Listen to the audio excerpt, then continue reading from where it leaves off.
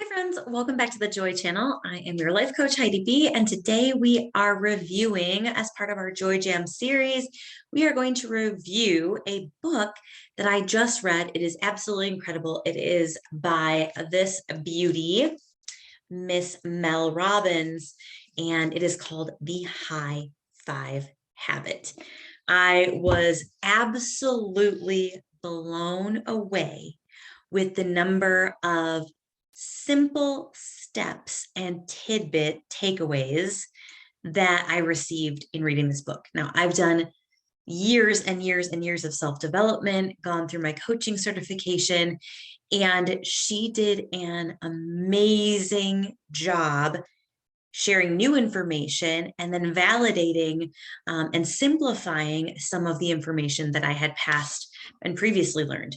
So this is called Mel Robbins, The High Five Habit. Take control of your life with one simple habit. And guess what that one simple habit is, you guys? High five. It is literally a high five in the mirror every single stinking morning when you wake up.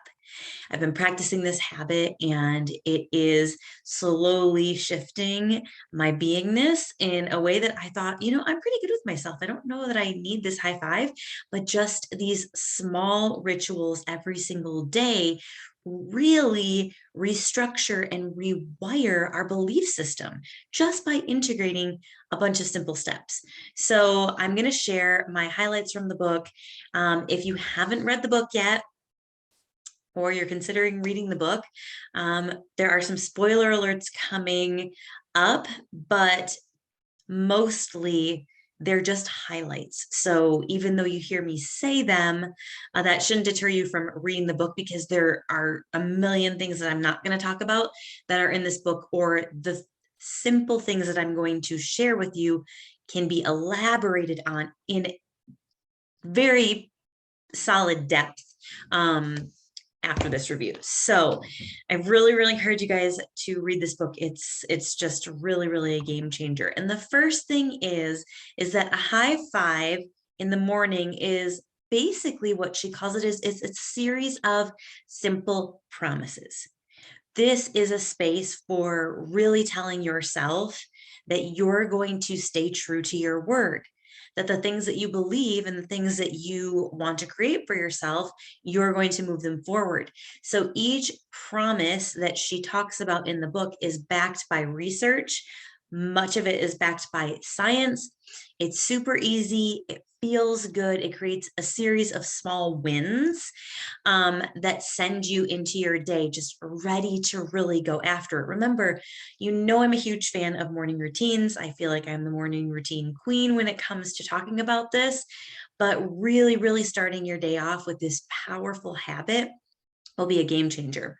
So the next thing is the decision to put you first, the decision to prioritize yourself, your needs, your goals, your to-do list before your to-do list. Like, you really get to prioritize yourself each morning through this series of this high five habit to tap into yourself before you tap into the family or your emails or social media, right? Before anything else that's outside of your control hits your brain and touches your energy, you put you first.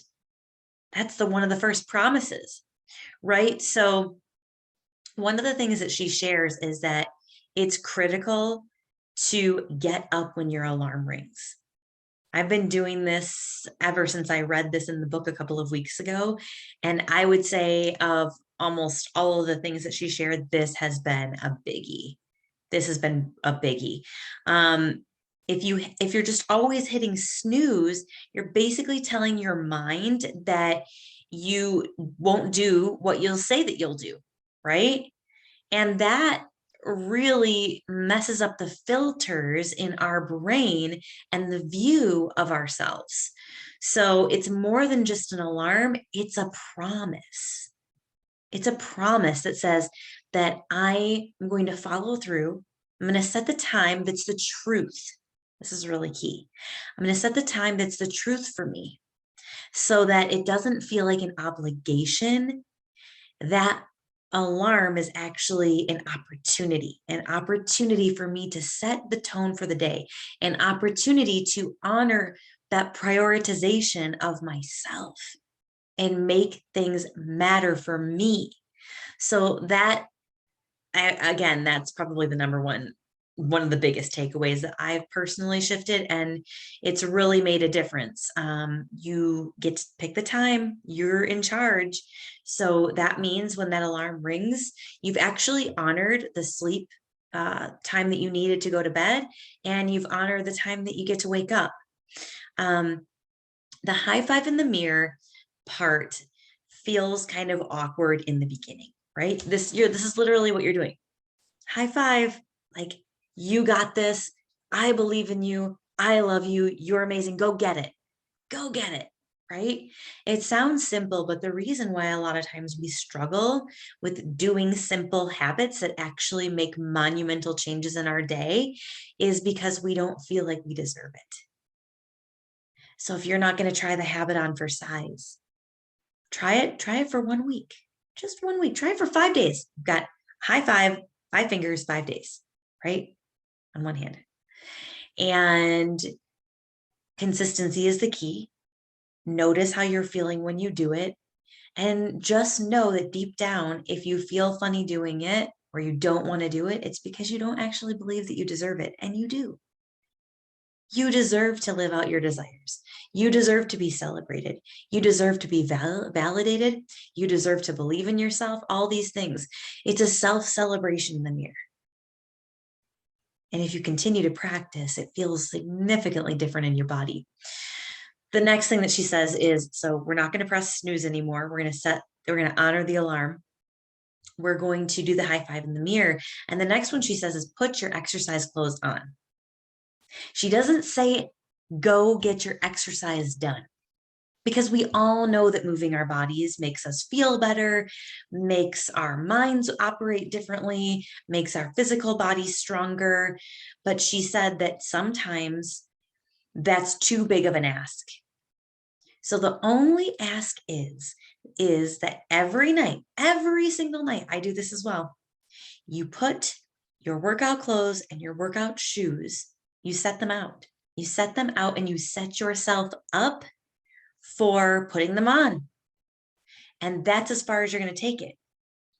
Is I promise I will put my exercise clothes on every morning. And if you can just put them on, allow whatever comes next to come next. I find that once I'm dressed and ready to go, I've shook off all of the things in my mind, and especially since no longer pressing snooze, it's like that alarm goes, get up, you survived overnight to live another day. Let's go. That's what I tell myself. Wow, you have so much to look forward to today. That alarm is no longer alarming. That alarm is now this beautiful invitation to live out another amazing day of this life. This life is not guaranteed, and we too often take it for granted. So I want you to change your relationship to that snooze button. Give yourself a high five. That's literally the order that I do. I add a step. I hear the snooze. I make my bed. That's another great promise to honor. No matter where I am in the world, I always get up, make my bed, head to the mirror, high five, brush my teeth, put the workout clothes on, and allow whatever's next to be next, right? After that, if nothing else, if you don't move and groove your body all the time, that's okay. You still put the clothes on. Head over to your journal space. This also gets to become a ritual, right? So I want you to pick a space in your house. It can be your kitchen table. You can create the ritual for yourself. You can make yourself a cup of coffee. I know a lot of us are pressed for time, so a lot of times I move my body first, and the last thing I do is sit down and journal. All right. It can be the first thing you do. It can be downstairs in your basement. You've created a cozy spot on the couch and you light a candle every morning, or whatever it is, you get to decide. But journaling every morning allows us to either dump or dream. Two choices. You're going to dump out everything that your busy brain is trying to push through so that you can clear space. You can dump out any dumpy beliefs so that you can leave them on the page and not in your body and not in your heart, right? Create space. Or you can dream big. That's usually my go-to. It's rarely that I'm dumping. I'm usually dreaming. And I love to use a practice called scripting for your future self. Literally just taking a blank page and writing life as if I was already living the life that I desire for myself. Our brain doesn't know the difference between our dreams and our reality. It just doesn't know. It just doesn't know. So we get to play in this space of dreaming big when we journal every morning. So the high five morning is really about building confidence within yourself, in your body, in your thoughts, in your spirit through these simple practices. And the mirror work is actually an act of kindness towards yourself. It's just an act of kindness towards yourself. So one of the things that she often says on many different platforms that she does is that no one's coming. No one's coming to get you up out of bed. No one's coming to put your clothes on for you. No one's coming to get you that job promotion. No one's coming to get you out of your anxiety and stress and depression. No one's coming. So you have to learn how to cheer yourself forward every single day, every single week, every year of your life. You've got to learn how to do that and take small steps towards your goals and dreams every single day. That's the validation. How frequently do you take time to cheer yourself on? I bet you're really good at cheering other people on, but how often do you cheer yourself on? She says in the book, if being loved, encouraged, and celebrated feels so damn good, why don't you do it for yourself every day? It's a great question. And something that we have to create a habit around, right? So we want to get really committed to understanding and improving the most important relationship that you have in the world to you. That's what all this is all about. That's what this channel is about. That's what everything that I'm sharing with you is about, to allow you to understand and improve the relationship with you. That's it. That's it. And when we do that, everyone around us benefits. So make it about you, because when you make it about you, everybody else benefits, right? It's not a selfish thing to do this kind of work. The most powerful forces in the world, she says, are encouragement, celebration, and love.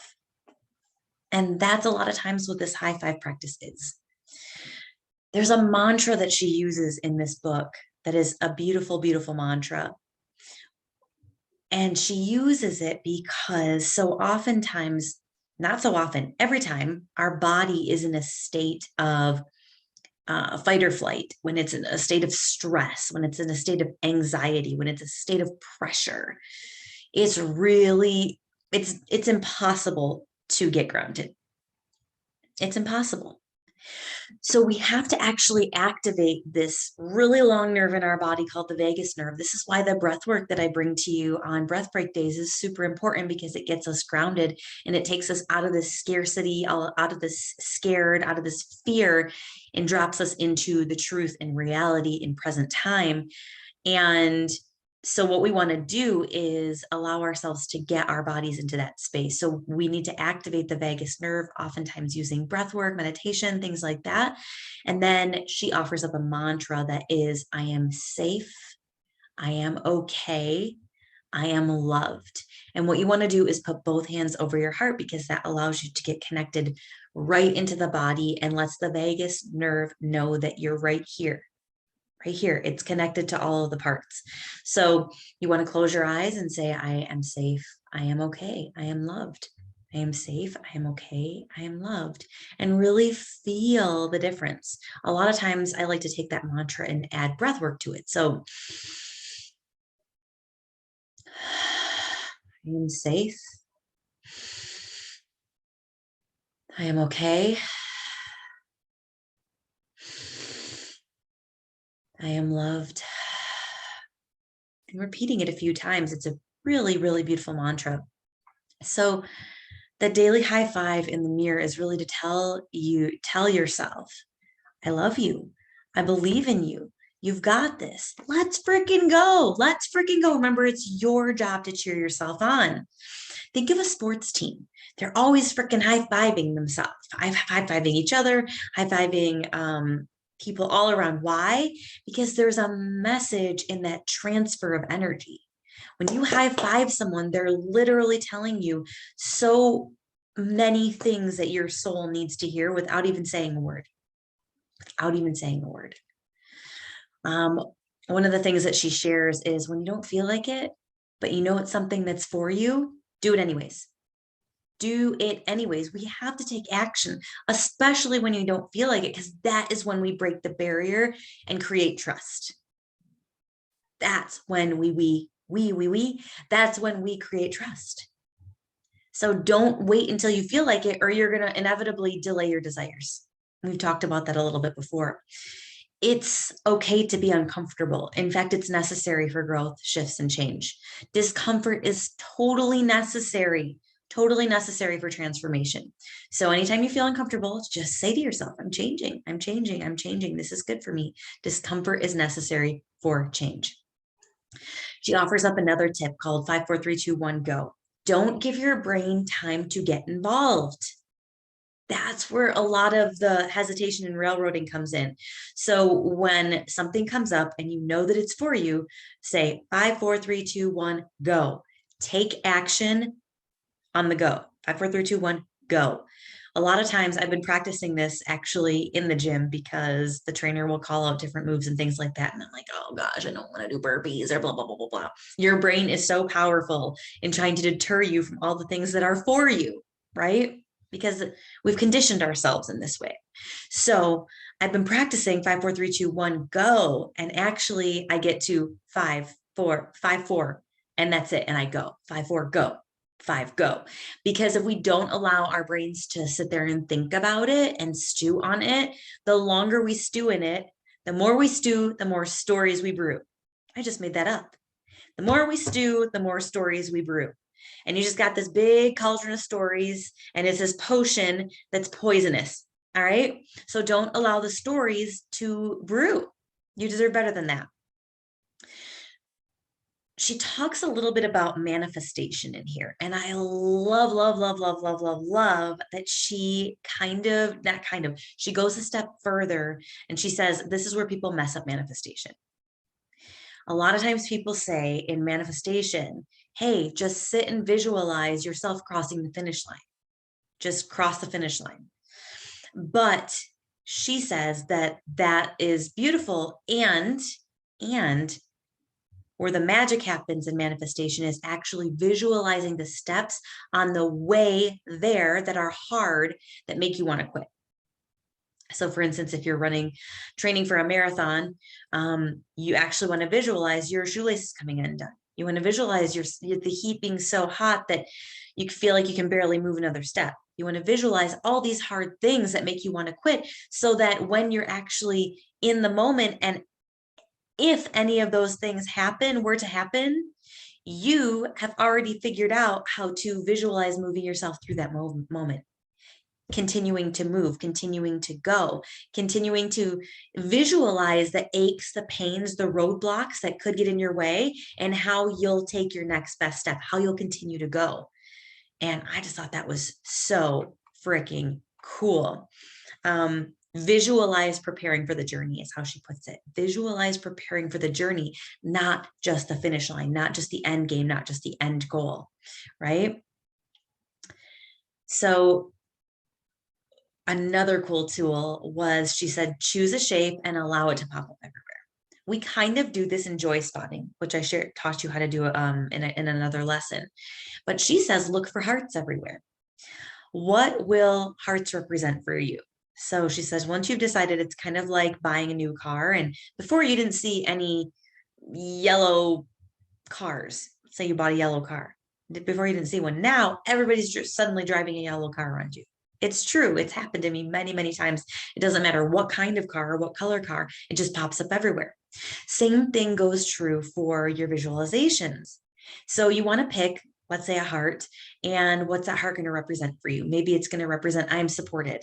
And anytime I see a heart, or keep going, or put any kind of a mantra that will support you in that shape.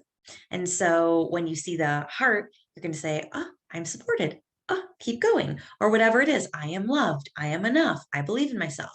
Right. And you will be surprised at how often you see hearts. Not only that, but you're creating evidence that what you look for isn't that far away. You're creating evidence that what you look for isn't that far away, and you're participating in finding and creating it for yourself.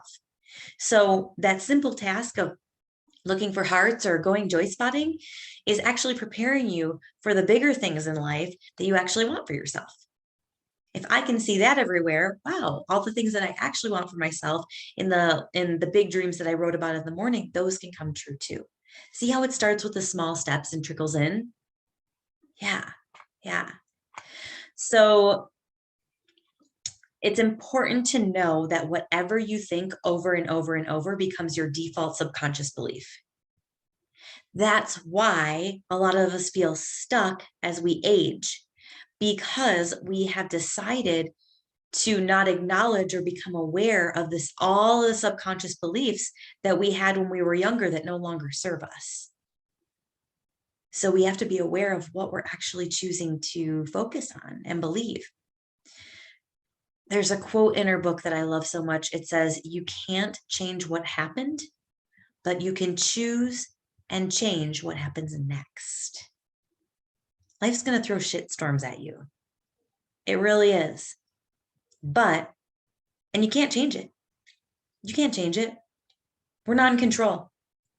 You won't get to choose the majority of things that happen in your life, but you can choose to change what happens next. What's your next best step? How are you going to respond rather than react? The difference of response versus reacting is reaction is a protection mode, where we just get lost in stirring the pot even more, get lost in the chaos. And a response is actually taking the time. I am safe. I am loved, right? I'm okay. Get grounded. And then we go, what's my next best step from this centered space? Big, massive difference. Take that nugget with you. You want to learn how to respond to life rather than react. The other thing is that reacting often repels. So 9 times out of 10, maybe even 10 times out of 10, depending on what your experience is. I know for me, if someone just starts losing it on me and reacts rather than responds, responding to me is respectful.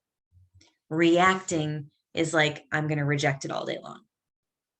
So if someone's just reacting and throwing stuff at you and yelling and screaming and raising their voice and just like they haven't taken the time to get here, how often are you going to listen? I know for me, I want to turn it off. Anytime somebody reacts, I just want to turn down the noise and get away from that as fast as possible. I'm going to reject it all day long. But to respond, response doesn't mean you have to agree with another person. Response just means that I respect you enough to consider where I'm at, to get centered. And then from that space, from a loving, respectful space, respond to you. It's really important stuff. Your relationship with yourself is the foundation for everything that you do in your life. How you talk to yourself, how you treat yourself sets the tone for everything that you do. It determines how you feel. It determines what you think. It determines what actions you take. So please begin to take in the habits that serve you and know that self-love is all about falling in love with the parts of you that you've been trying to fix. A lot of times we think that self-love is just trying to fix ourselves. I'll just fix it. I'll just fix it. I'll just fix it. You don't need to be fixed. You're fabulous. But you get to fall in love with the parts of you that you've been trying to fix. That's true self-love. That's true self-love. So just to recap, one of the things that high five in the morning does is it communicates to your body confidence. I believe in you. It communicates celebration. You are amazing. It communicates validation. I see you. We all need to be seen. We all need to be heard. It's one of our core needs. Optimism. You can do this. You can do this. You can do it, right? And action. You got this. Keep going. Show up. Take action. What's your next best step? That high five has so much information in it, and you deserve to give it to yourself. So every morning, look in the mirror and decide who you are going to be today. Ask yourself, who am I going to be today? Who am I going to be today? With so much compassion and curiosity, allow yourself to go there. A beautiful phrase she uses in the book is, you're not broken, you're blocked. You're not broken, you're blocked. And finding our blocks and unpacking those blocks and those feelings is so incredibly powerful. So you want to act like the person that you want to become, no matter how you feel right now. I oftentimes recommend to people to write a letter to themselves, to the future version of themselves, who you're going to be in a year from now. And you get to see yourself taking action every single day for that version of you, even though it's not here yet. Act as if it's already here. Build that confidence, build that truth. Action proves that the new belief and the person that you want to be is true. It's available to you. The last little snippet that I want to share with you from the book is about jealousy. Ooh, and I'm not going to go into all of it. There is a good, juicy section on jealousy and guilt. Woo-wee! That you got to read the book just for that. But I think that you should know this tidbit in case you don't read it. Jealousy is telling you something. Change your relationship, change your perspective and relationship to jealousy today, right now, with me sharing this with you. Jealousy is just a navigation tool telling you what direction to steer. It's pointing out something that's happening that you actually desire, but don't yet believe is possible for you. And so you're looking around at everybody else going, oh, I love their life. Oh, I wish I could travel more. Oh, I wish I could do this. Oh, I wish I was this. Da, da, da, da, da, da. That's not even possible for me. And so then we just get jealous. But really, if we look at jealousy and notice and go, okay, I'm feeling really jealous right now. Okay, what is this person showing me that I desire? What is this person showing me? What do they have, or what are they doing, or how are they being that are things that I want for myself, that I need to hurry up and get on my vision board and start taking action and start showing up and start acting as if right now? That jealousy is showing you that there's a belief that you just need to change, shift and change, because other people having something, having a thing that you desire is actually just showing you that it's possible for you. Let me repeat that. Other people doing, being, having something that makes you feel jealous is just them showing you that you desire something that you see, and they're showing you that it's possible. If they can do it, you can do it. But the problem is that you allow your busy brain to stew up those bad stories, those toxic stories, and then you don't take action. So pick out what things from that jealousy you desire and start taking action daily. It'll change everything. Or you can choose to believe the shitty stories and just feel like crap. Your choice, right? Like it really is as simple as that. So, and then the last part of that is if you have a dream, like once you decide, if you feel that jealousy popping up, and once you go, okay, it's that because I have that desire, you need to give your desire or your dream a deadline and you need to say it out loud. You need to give that dream and desire a deadline and say it out loud, because if it has nothing attached to it, there's no accountability, nobody knows about it. And the more we actually speak our desires out loud to more and more people, the more it empowers that belief and accountability. And I found that things flow faster to me that I desire when I put it out there and I tell other people, this is what I'm getting, this is what I'm having, this is how it's going, this is all available to me. Watch me go. And then people are like, yeah, get it. It just affirms your belief even more and even more and even more. So decide what your dreams are, set a deadline, and say it out loud. Seriously, go get this book on Amazon. Let's see.